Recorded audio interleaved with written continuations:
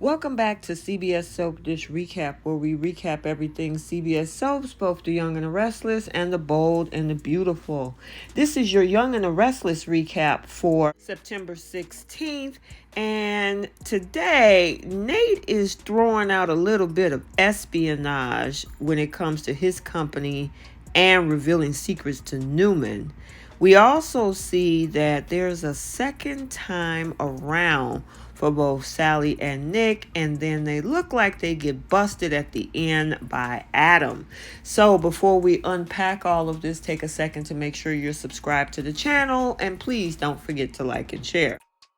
So over at Newman Media, we see Sally is distracted when Chloe comes in and tries to apologize. Now, after Sally leaves to take care of something else, which we wonder what that is, Adam shows up trying to look for Sally and gets another earful from Chloe, and Adam was pissed. He was like, enough.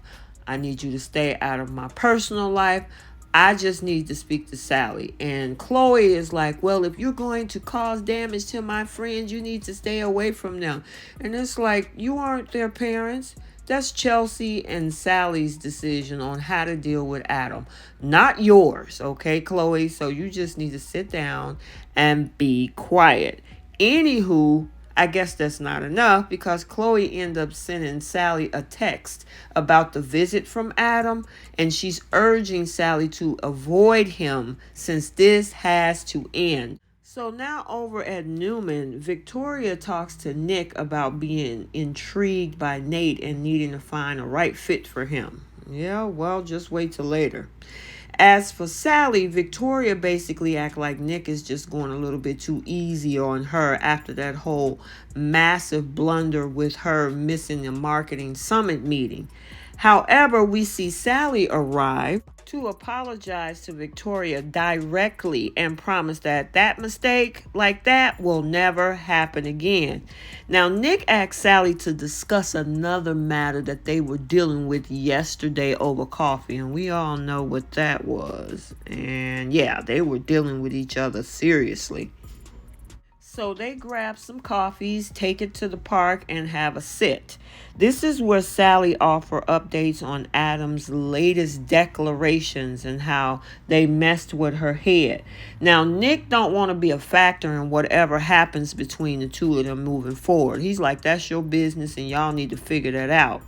Now, the interesting thing is, after Nick suggests that they head back over to the office, yeah, they had this non-verbal communication where they're looking at each other, and the next thing we know, this happened.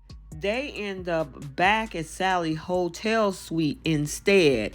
And yeah, they stripping down, clothes, phones, everything is flying everywhere, and they decided to have a go at it for round 2 and make passionate love once again to each other. Now, after it was all said and done in the aftermath, Sally and Nick talking about their unexpected attraction as they do a little bit of flirting, and they call for room service and they're waiting for it to come in, but they're going to get a little bit of a surprise, to say the least.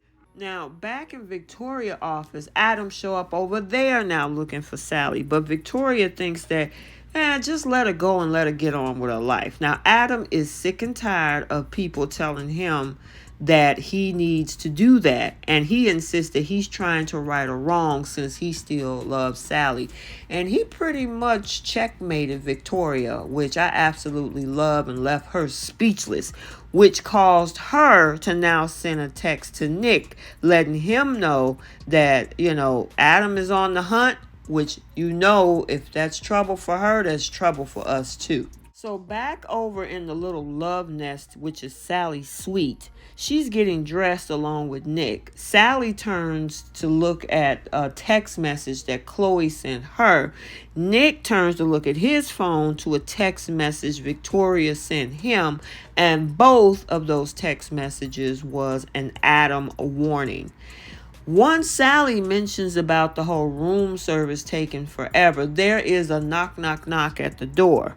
Sally opens it only to find none other than her ex, Adam, who, of course, as much as Nick and Sally is shocked, somebody else is shocked too, and that's Adam, because he's like, WTF is going on up in this hotel suite? Not my brother and my ex. And it left us with that cliffhanger. There's another bedroom scene going on, but it's not as good as going on over in Sally's suite. And this is in bed at home with Elena. And she is not happy because she's not able to talk Nate out of this whole plan, which at this point nobody knows except for her, which could hurt Lily and Devon if it's executed. So speaking of Lily, we have a meeting going on over at Chancellor Winters with her, Imani, and Devon. And Imani is fed up as Devon and Lily discuss legal ramifications of Nate leaving the company. Now, Lily have concerns about the NDA and what happens to intellectual property, but Imani points out that they're eager to protect their ideas. They don't want to even support him, though. Things got a little bit heated at that meeting, but Imani eventually calms down and vows to look into all of the details. Now, once the two of them are alone, Devon and Lily address the Imani thing, and obviously she has the feels for Nate. There also is talk about the IPO and going public and how Lily wants to keep that up on the wraps. Devon, though, is getting frustrated over Lily acting like it's a done deal, but she suggests that it's still in the early stages. We're just talking. But even so, Devon is thinking that he's outnumbered 2-1 since Lily is siding with Jill. And that, worries Devon since he feels like Lily is making an impulsive decision about something that's really important.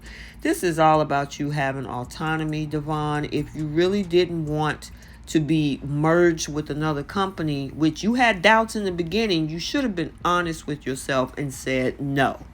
So now over at Society, Imani is filling Nate in on the emergency meeting that was held over at Chancellor Winters.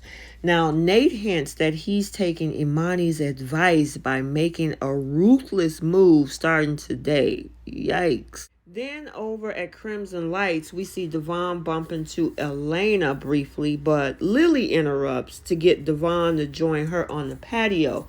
That leads to this whole conversation where we see Lily blaming Devon for Nate quitting, though she knows it's not entirely his fault. Lily won't get why it's just so hard to let Nate have a win for once in a while. Now, after Lily wonders if Devon is subconsciously trying to punish Nate for what happened with Elena, Devon denies it and resents the notion that, he's been vindictive. Now, from his perspective, he just thinks that he can see the pitfalls of Nate's ideas due to his lack of experience in the business world. On the flip side, Lily feels like Devon needs to be a little bit more open to suggestions and give Nate the opportunity to fail. But yeah, this is about to get worse. Because now over in Victoria's office again, Nate shows up with this whole proposal for her. Now, once Nate offers the news of Jill wanting to take Chancellor Winters public, he offers to be Victoria's inside man and feed her info. That sounds like espionage, Nate. That way, Victoria can buy up all of the shares for Newman Enterprises and gain majority control. Now, if Victoria puts Nate in charge of the company, then he vows to help her acquire all of the shares that she needs. Now, Victoria seems a little taken back and asks if Nate would actually do that to his own family. And I honestly think that's a stupid move, because how do you think Victoria is going to trust you if you can be trusted with your own family, Nate? Okay, so there you have it, your Young and the Restless recap for Friday, September 16th, 2022. Stay tuned for the Bold and the Beautiful recap also for today. And until the next video, like, comment, and subscribe, and we will see you soon. Bye.